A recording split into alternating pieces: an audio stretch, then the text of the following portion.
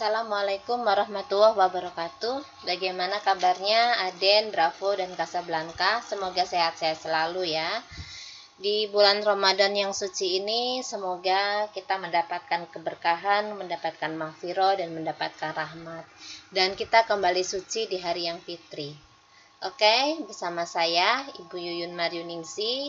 Materi kita kali ini di Biosel adalah tentang penuaan dan kematian sel. Tua itu pasti, tetapi dewasa adalah pilihan. Apakah tua dan dewasa itu saling berkorelasi? Tidak.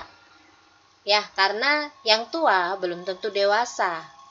Kemudian dewasa itu juga tidak harus menjadi tua, ya. Karena justru para orang tua harus banyak belajar tentang kedewasaan dari orang-orang muda, ya. Jadi tidak ada tolak ukur bahwa tua itu adalah dewasa dan dewasa itu harus tua.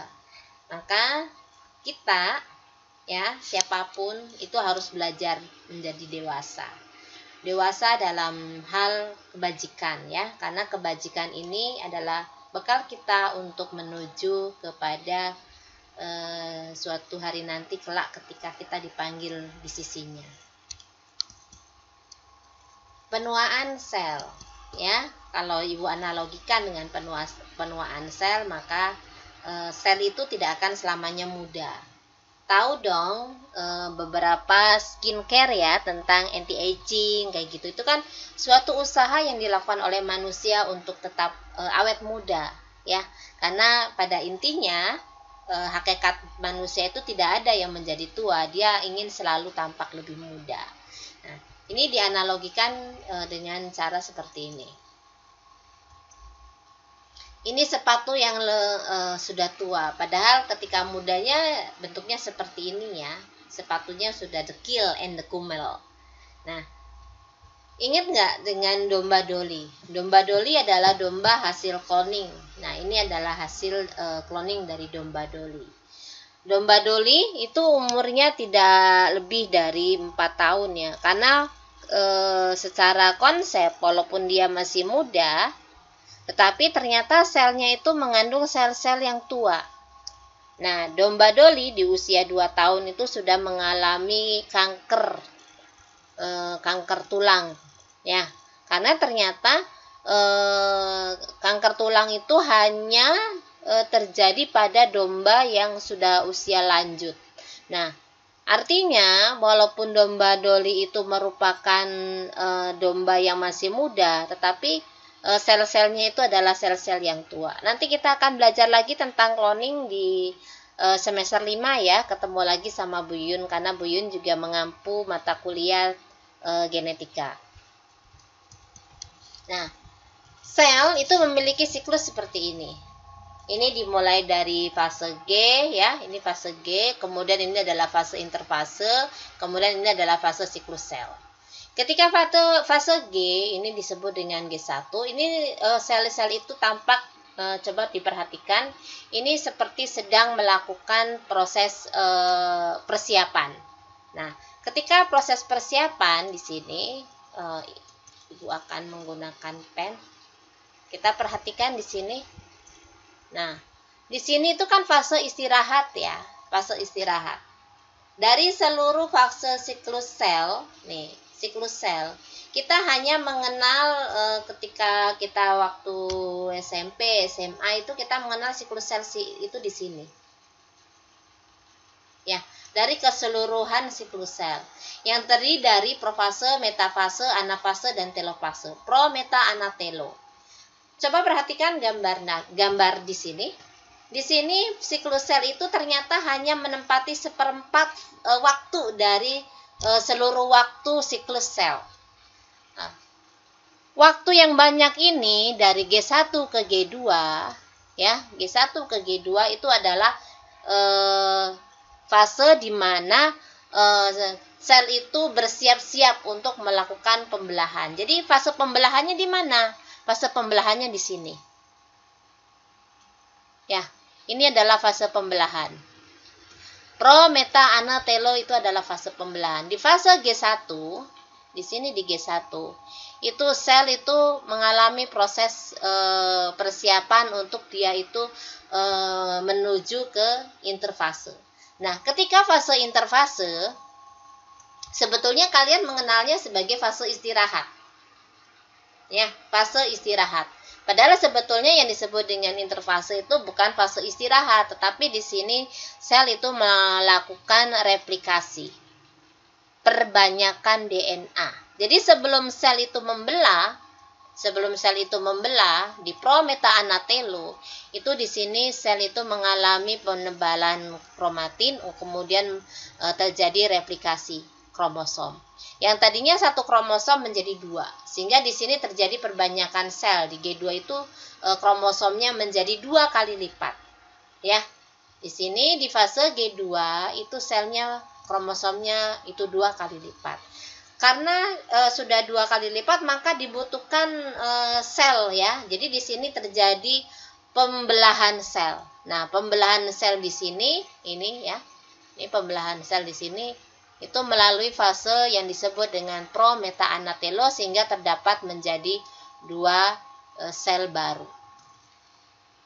Nah, 2 sel baru di sini kan ada 2 pasang kromosom ya, dia di sini ada 2 inti yang terdiri dari kromosom yang sama. Nah, ini sebelum membelah ini kan terjadi replikasi dulu, replikasi DNA. Proses replikasi DNA-nya di mana? Ini di interfase. Ya. Jadi justru fase yang lebih berat itu di mana sel sedang aktif-aktifnya untuk bereplikasi, sel sedang aktif-aktifnya bereplikasi itu bukan di pro-meta-anatelo, tetapi di fase interfase. Ya, ini banyak sekali terjadi miskonsepsi ketika kalian SMA. Jadi kalian itu hanya fokus di profase, metafase, anafase, telofase tanpa memperhatikan, tanpa mengetahui bahwa di mana fase ketika sel itu melakukan replikasi DNA. Di mana di fase kromosom itu di replikasi kromosom itu di mana? Yaitu di fasenya itu adalah fase interfase. Ya, semoga mudah dipahami oleh Arden, Bravo, dan Casablanca. Nah, ketika proses replikasi ini berakhir, terkadang itu mengalami beberapa kesalahan. Kenapa kesalahan atau kenapa terjadi beberapa miss di situ? Itu setiap kali hasil replikasi itu ada satu segmen kecil DNA yang hilang. Jadi dia tidak ikut terreplikasi. Ya, tidak ikut terreplikasi. Ini yang nanti akan menyebabkan beberapa macam hal. Nanti kita akan kaji lebih banyak di mata kuliah genetika.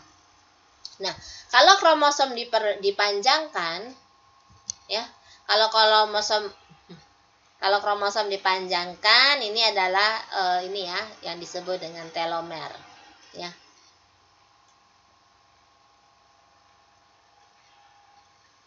Jadi ada beberapa segmen dari kromosom itu yang direplikasi dan ada beberapa segmen yang tidak direplikasi. Nah, ini adalah gambaran dari kromosom ya pada manusia. Apa itu telomer?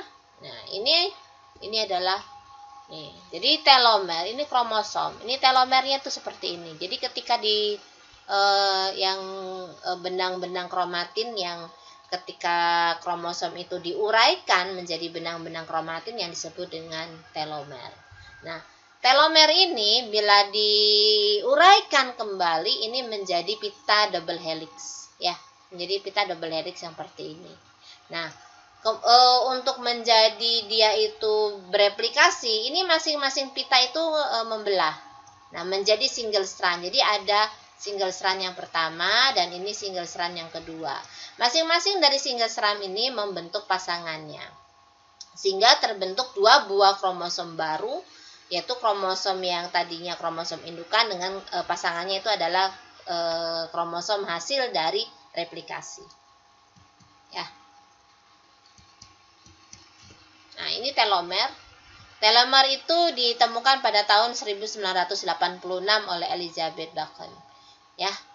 Oke. Nah, di dalam kromosom terutama di di P5 ya. Di sini 5P1533 itu adalah lokasi tempat heated, located near the end of the bottom of chromosome 5. Jadi di sini ada satu basa dalam kromosom itu yang nanti dia akan mencetuskan. Kalau dalam komunikasi sel itu ada gen expression gitu ya, yang kemarin Ibu bahas itu adalah gen expression. Nah, gen 5P1533 itu adalah yang mengekspresikan apa nih yang akan diekspresikan oleh gen ini. Oke, nanti akan kita kaji di mata kuliah ini ya. Sabar aja. Nah, secara normal sel itu adalah dia akan mengalami proses yang disebut dengan homeostasis dalam posisi stabil. Nah, dalam kehidupan sehari-hari itu ada misalnya sel itu akan mengalami stres. Ya, akan mengalami stres. Atau dia itu akan mengalami sebuah kekerasan gitu, injury atau stimuli injury. Jadi injury itu sebuah tekanan atau sebuah kekerasan atau apa gitu yang mengakibatkan kecelakaan gitu ya. Nah, dari stres ini kadang-kadang si sel itu dia akan mampu beradaptasi. Nah, kalau dia mampu beradaptasi, maka dia mudah untuk merecovery dirinya. Tetapi kalau misalnya dia tidak bisa beradaptasi, ya, tidak dapat beradaptasi, maka selnya itu akan mengalami injury, mengalami kerusakan. Nah, kerusakan itu sendiri pada sel itu terbagi menjadi dua, yaitu reversible atau subcellular alternation. Nah, yang reversible cell injury, ya ini nanti akan mengakibatkan nekrosis, sementara yang sel injury-nya sendiri ini yang nanti akan menyebabkan apoptosis. Nah, oke. Secara gambaran dari selnya itu adalah seperti ini. Ya. Ini adalah sel normal, ya, ini juga sama sel normal. Jadi ketika ada injury, ada tekanan, di sini sel itu bisa merecovery, ya. Bisa merecovery, bisa memperbaiki dirinya, nanti dia akan menjadi sel yang normal. Tetapi bagaimana bila sel itu tidak bisa merecovery dirinya, tidak bisa memperbaiki dirinya? Maka apa yang terjadi? Yang terjadi adalah terjadi kerusakan. Bagaimana kerusakannya terjadi? Ini adanya suatu fragmentasi dalam sel membran dan dalam nukleus itu terjadi kerusakan sehingga sel itu menjadi pecah. Ya, selnya menjadi pecah atau selnya itu mengalami kerusakan. Ini yang disebut dengan nekrosis. Ada beberapa jenis dari irreversible ya. Ini jadi sel-sel yang dia itu bisa kembali lagi gitu ya, bisa balik lagi atau bisa dia akan mengalami kerusakan. Ya. Jadi untuk sel yang normal ketika dia akan mengalami injury, maka ini akan mengalami nekrosis ya. Tetapi kalau misalnya selnya itu tidak bisa merecovery dirinya, adanya injury, maka yang terjadi apa? Di sini organ-organ selnya itu akan terpecahkan ya. Jadi selnya itu menjadi membran selnya pecah, kemudian isi dari selnya di sitoplasma itu yang ada organel sel itu dia akan bersemburat keluar. Ya, bersemburat keluar, di sini keluar akan ini. Jadi nanti sel-sel itu akan mengalami sebuah kematian yang disebut dengan apoptosis. Jadi kematian sel itu apa? Ini kematian sel itu adalah apoptosis. Tapi ada juga kematian sel yang disebabkan oleh nekrosis ya. Apa bedanya apoptosis dan nekrosis nanti kita akan kaji. Nah, ini sebuah kematian. Jadi kematian sel itu dimulai karena adanya sebuah pensinyalan ya, pensinyalan untuk dia mengalami proses kematian. Kenapa sih harus ada pensinyalan dalam proses kematian? Bahwa di sini menandakan ada beberapa hal. Bisa karena beberapa hal itu nanti akan kita kaji ya. Ini gambaran dari kematian selnya itu sendiri. Nah, kematian sel itu dapat disebabkan oleh beberapa hal ya, yang tadi Ibu pertanyakan. Jadi yang pertama itu adalah disrupsi mekanikal. Di sini adanya sebuah trauma atau pembekuan, tekanan osmotik yang akan menyebabkan membran selnya itu menjadi sobek.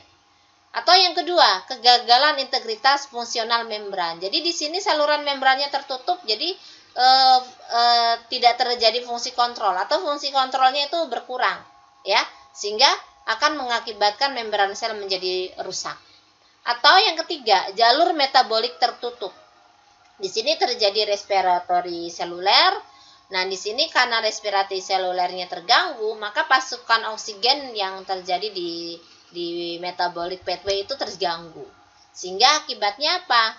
Sintesis proteinnya ini juga mengakibatkan protein yang terganggu. Ya. Atau kemungkinan yang keempat, terjadi DNA yang rusak. Jadi DNA dalam inti sel itu rusak. Ini bisa diturunkan atau dengan diturunkan secara genotip, atau ada kerusakan karena radiasi atau segala hal ini yang dapat mengakibatkan sel itu menjadi rusak, atau bahkan gen itu menjadi letal atau mati. Kemudian kemungkinan yang kelima adalah defisiensi metabolik. Defisiensi metabolik, yang namanya defisiensi berarti kekurangan ya, kekurangan metabolik. Di sini kekurangannya apa? Bisa kekurangan vitamin atau bisa juga kekurangan glukosa, sehingga menjadikan metaboliknya itu defisien atau tidak efektif, tidak efisien, sehingga metabolic pathway dalam sebuah sistem di situ terjadi gangguan. Ada beberapa kematian sel ya. Yang pertama adalah apoptosis, kemudian nekrosis, autofagi, dan kornifikasi. Nekrosis ini merupakan kematian sel pada jaringan pada organisme yang hidup. Itu biasanya nekrosisnya itu sifatnya adalah sistemik. Nekrosis koagulativa ini banyak ditemukan, terutama protein yang terkoagulasi, kemudian bentuk sel atau susunan jaringannya itu masih terlihat. Bila tidak terlihat, maka ini terjadi nekrosis tanpa struktur. Ini bisa karena terjadi viskositas yang berbeda, atau karena terjadi gangguan perbedaan konsentrasi yang sangat mencolok, kemudian tidak bisa tidak terdapat homeostasis, sehingga sel itu akan mengkerut. Bisa jadi kalau sel mengkerut itu nanti akan mengalami kerusakan atau nekrosis. Ya. Kemudian nekrosis lemah. Ini biasanya terjadi pada trauma, misalnya pada enzim lipase, kemudian trauma jaringan lemak. Kemudian nekrosis gangrenosa. Ya. Ini karena adanya kuman, ya. Kemudian nekrosis fibrinoid atau hipertensi maligna, ini nekrosis pada bagian muskulis, ini karena terjadi banyaknya timbunan fibrin. Ya, jadi di sini benang-benang fibrinnya karena terlalu banyak justru nanti akan mengakibatkan nekrosis. Kemudian infak, ini jenis kelainan yang tergantung pada waktu. Ya. Jadi pada usia, jadi sel itu akan mengalami sebuah siklus yang normal, itu dia akan mengalami proses yang disebut dengan infak. Jadi infak itu tergantung ya. Kalau 24 sampai 48 jam di sini katanya sel-selnya itu menjadi pucat. Kenapa bisa pucat? Ini sel itu kan dia kalau misalnya kekurangan kadar oksigen juga akan mengalami proses kematian. Kemudian bentuknya juga tergantung pada sistem pembuluh darah. Sekarang selanjutnya adalah apoptosis. Ya, apoptosis ini merupakan kematian yang secara program atau terprogram. Jadi ada program kematian sel. Nah, program kematian sel ini yang disebut dengan apoptosis.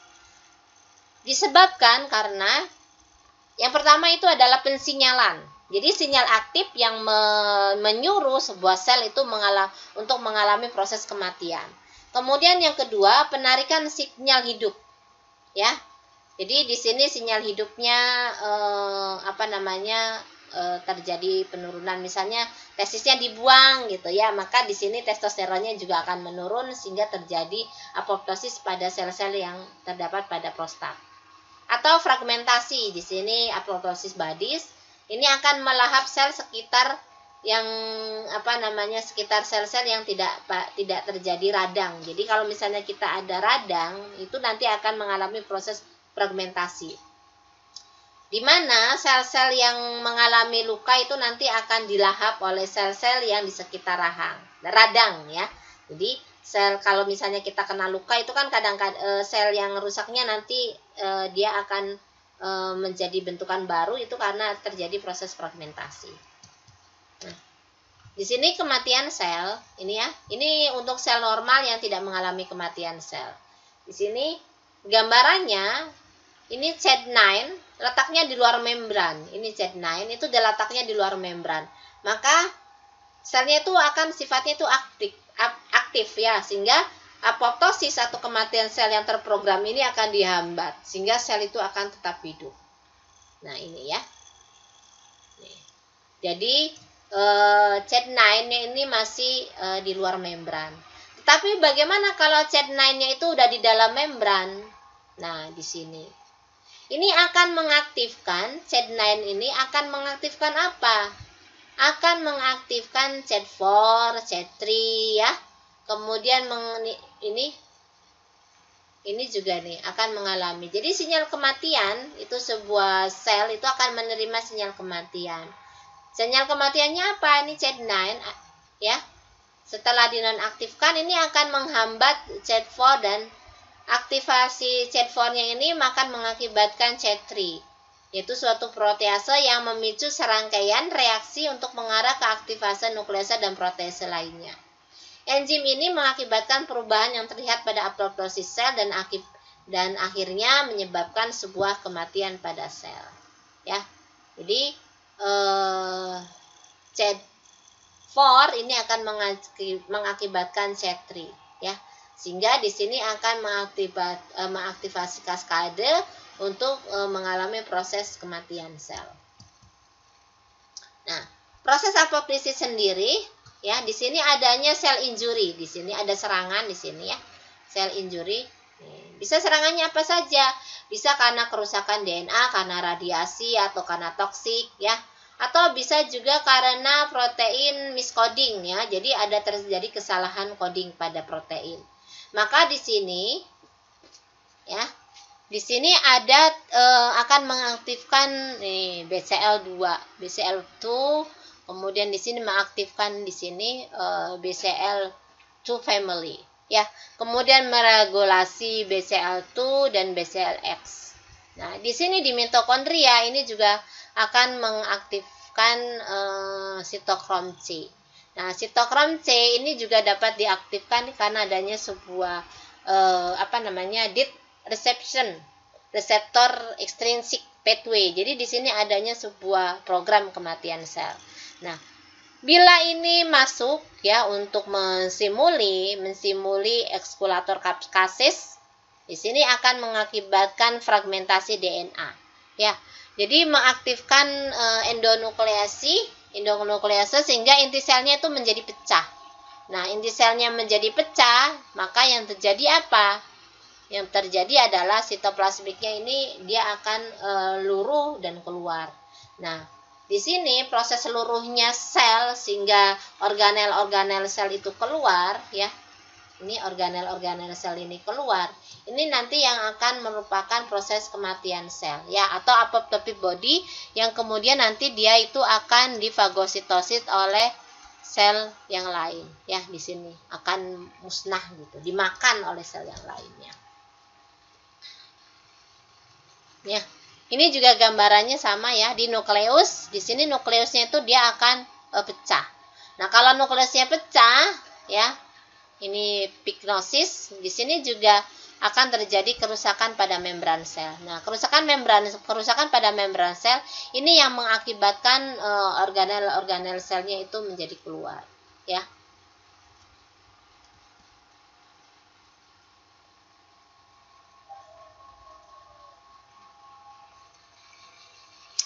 Ini juga sama ya, peristiwa terjadinya apoptosis itu karena adanya reseptor.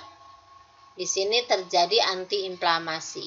Tapi kalau misalnya ini nekrosisnya yang ini nekrosis mengalami proses nekrosis, maka di sini lihat perbedaannya ya. Kalau ini kan selnya sel normal, dia akan ada program kematian sel, maka dia program perintah untuk sel menjadi matinya itu masuk ke dalam nukleus ya, untuk yang ini.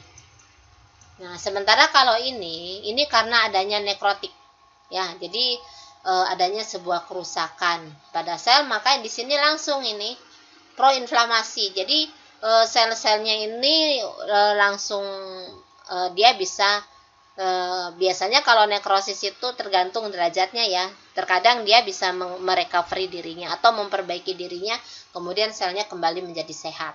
Jadi tergantung dari kapasitas sakitnya gitu. Apakah dia akan menjadi kembali sehat atau akan mengalami proses kematian sel. Nah, bagaimana proses kematian sel itu terjadi ada 4 tahapan. Yang pertama, ya, jadi di sini adanya sebuah pensinyalan. Ya. Disinyalkan ini apoptosis sel kematian sel ini disinyalkan. Kemudian di sini akan masuk ke dalam sel di sini ya dengan konsep key and lock ya. Ini akan nempel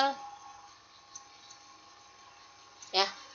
Akan nempel. Kemudian di sini tuh kalau sudah terjadi konjungsi, terjadi penempelan, maka apa yang terjadi katanya? Sitoskeletal ini akan mereorganisasi dan menginternalisasi. Ya. Sehingga yang terjadinya apa? Yang terjadinya di sini adalah proses degradasi sel. Nih, proses degradasi sel.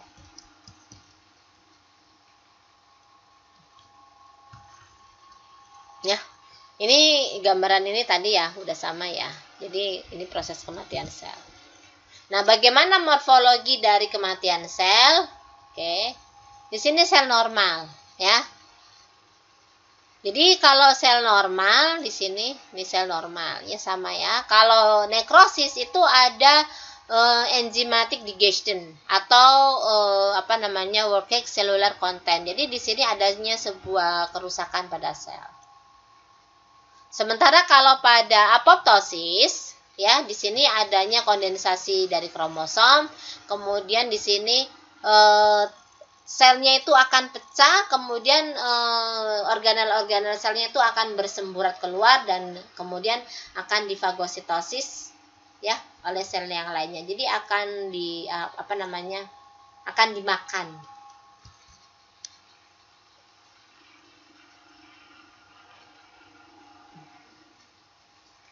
Intinya kalau mengalami nekrosis itu sel itu dia pecah, kemudian organel membran selnya itu pecah ya. Ini membran selnya pecah, kemudian dia akan mengeluarkan konten atau organel-organel selnya. Sementara kalau pada apoptosis ini DNA-nya yang mengalami kerusakan ya. Kemudian dia akan membagi-bagi, jadi akan mengalami perbanyakan di sini. The cell break into several apoptosis body, organelle cell still function. Jadi di sini akan terbentuk sel-sel yang baru, sel-sel yang baru yang tidak diinginkan gitu ya, sel-sel yang sebetulnya ini apa ini gitu. Jadi membreak. Jadi ada sebuah pemecahan sel-sel yang di luar kendali. Nah, maka bagaimana sih bedanya nekrosis dan apoptosis? Ya, di sini kalau nekrosis untuk ukuran selnya ini enlarge, ya. Jadi semakin swelling ya, enlarge bisa membesar gitu. Tapi kalau apoptosis ini mereduce. Nukleusnya ini mengalami proses piknosis, karyonesis, dan karyolisis. Sementara kalau pada apoptosis ini terjadi fragmentasi nukleus menjadi fragmennya itu menjadi ukurannya lebih kecil. Kemudian pada nekrosis membran plasmanya itu disrupt ya. Sementara kalau pada apoptosis intact. Ya, jadi di sini adanya sebuah reorientasi pada lipid. Nah, kemudian selular kontennya di sini kalau nekrosis itu adanya sebuah reaksi enzimatik ya. Sementara kalau pada apoptosis itu adanya sebuah intact. Jadi adanya program yang masuk ke dalam sebuah sel sehingga ini akan mengakibatkan apoptosis body. Kemudian inflamasinya ini kalau nekrosis frekuens, kalau apoptosis tidak ada. Jadi tidak ada inflamasi. Kemudian fisiologi dan patologinya, kalau yang nekrosis ini invariably patologik atau culmination atau irreversible cell injury, sementara kalau pada nekrosis ini adanya sebuah eliminasi. Ya. Jadi di sini terjadi kerusakan pada DNA. Nah, what are the signaling pathway that activate cell death program? Jadi kalau kematian sel itu sebetulnya sudah terprogram. Apa saja? Misalnya hormon pada seks, ya, kemudian growth factor hormon, genotoxic insult, siklus sel, kemudian mutasi genetik atau faktor-faktor yang mengakibatkan kematian. Kemudian apa ini yang mengakibatkan sebuah sel itu menjadi sebuah kematian yang terprogram, ya. Tadi ya, ini sama juga. Jadi kematian sel itu adalah menjadi sesuatu yang terprogram. Oke, Ibu akan lanjutkan menjadi sebuah kasus. Coba kita perhatikan ya di sini. Ini adalah sel yang normal, ya. Sel yang normal, di sini terjadi yang ketidaknormalan. Oke, kita perhatikan satu-satu ya bagaimana bedanya. Di sini ketika proses komunikasi, ya, ingat ya, waktu komunikasi sel di sini ada pensinyalan molekul, dia akan nempel di sini, ya. Maka terjadi reaksi apa katanya? Di sini ada tirosin kinase reseptor yang aktif. Nah, ya, ini menjadi G protein akan mengaktifkan tirosin kinase reseptor. Tirosin kinase reseptor ini menjadi aktif, ya, akan mengakibatkan phosphorylation cascade. Ya, phosphorylation cascade, kemudian dalam regulasi ekspresi gen kemarin di komunikasi sel, di sini akan masuk ke dalam proses transkripsi. Di proses transkripsi ini akan mengaktifkan transkripsin faktor. Jadi faktor-faktor transkripsi akan diaktifkan. Kemudian di sini akan proteinnya itu akan menstimulasi siklus sel. Ya, ini dalam posisi yang normal.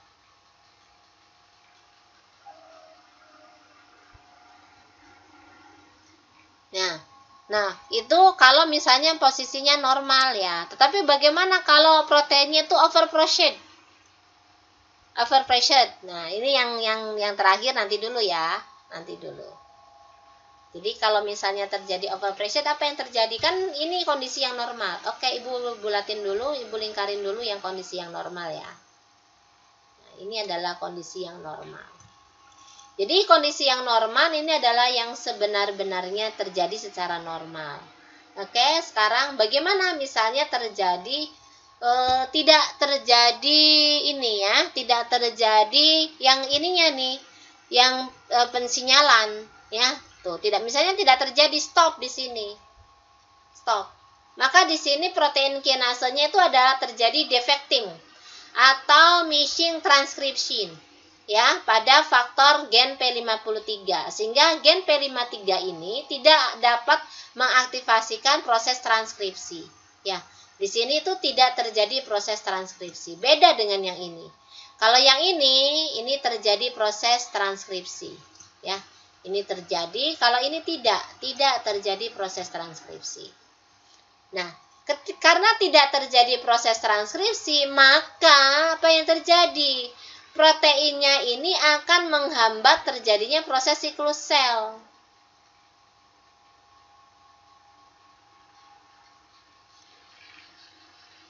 Karena di sini ada terjadi proses penghambatan siklus sel, ya, terjadi penghambatan siklus sel, maka yang terjadi apa? Karena tidak ada yang menghambat nih, ya.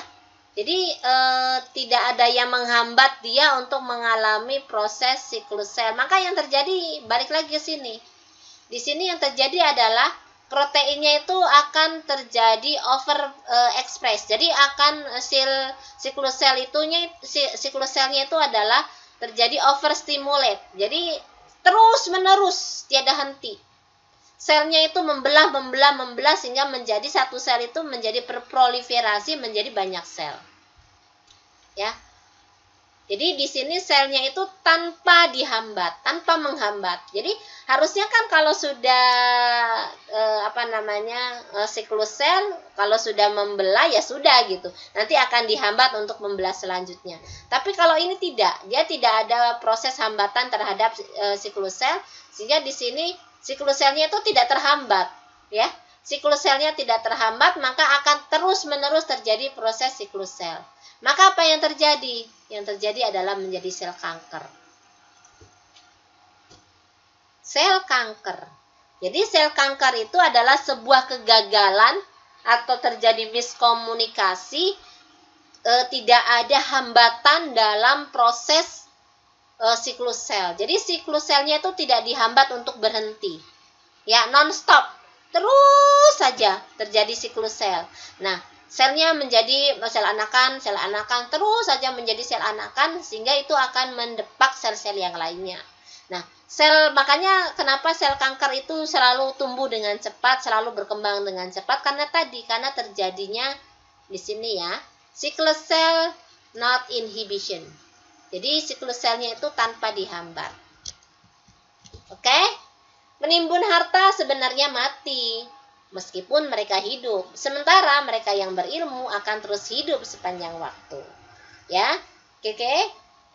Nanti kita diskusinya akan kita bagi menjadi 4 ya, menjadi 4 kelompok dalam diskusi kita kali ini. Nanti temanya apa saja nanti akan Ibu ulas di Gen 21. Oke, untuk Arben, Bravo, dan Casablanca, see you next week. Semoga lancar terus puasanya ya, mudah-mudahan barokah. Billahi fisabilillah. Assalamualaikum warahmatullahi wabarakatuh.